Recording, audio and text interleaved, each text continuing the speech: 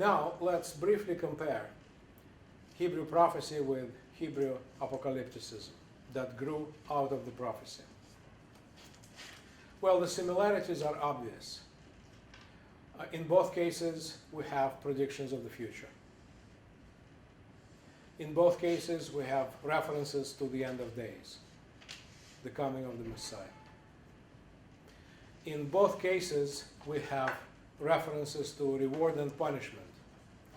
In the apocalypse, reward and punishment will be understood in terms of the last judgment and heaven and hell. But what are the differences? The differences between biblical prophecy and biblical apocalypse. The first difference is that biblical prophecy is very straightforward. Prophets just tell us that foreign nations will be punished by God and will disappear. You don't have to decipher prophecies. While when you read books like Daniel or Revelation, they seem very mysterious, full of symbolism, and you have to decipher them in order to understand what's going on. That is the first difference.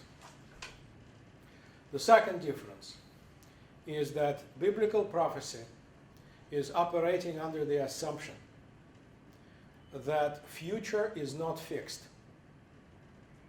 Yes, biblical prophets deliver predictions of the future. But the main function of prophecy is not prediction, but warning. Prophets warn people that they are led astray, that if you will still follow this course of actions, there will be some kind of tragedy, because God will not tolerate their ways. So the major function of prophecy is warning. And therefore, prophecy assumes individual responsibility of people who can either listen to the prophets and change their ways, or ignore the prophets, persecute them, kill them, and as a result, will be punished themselves. There is one book in the Bible, the book of Jonah, in which the prophet is very scared because he should deliver his prophecies to the Assyrians. He is sent by God to the capital of Assyria, Nineveh, and he's pretty sure that they will kill him. And he's trying to escape his fate. He is swallowed by the big fish, but finally he realizes that he should go there, deliver the prophecies, and to his great surprise, the people of Nineveh actually listen to him and change their ways. And as a result, the disaster, the punishment of God is averted. So his predictions do not come true. But it does not mean that he was a false prophet. He was a true prophet. But again, the future is not fixed. So if you compare this to Apocalypse, you will see that in apocalyptic writings, the future is fixed. The future of the apocalypse, the future of the end of the world, is already predetermined by God Himself.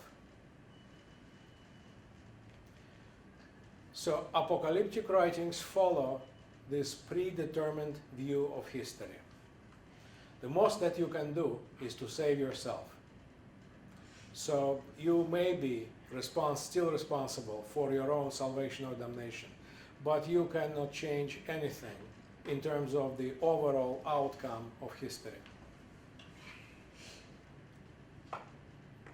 Now, a third difference between biblical prophecy and biblical apocalypse is that biblical apocalypse is much more supernatural, has lots of supernatural elements, while prophets,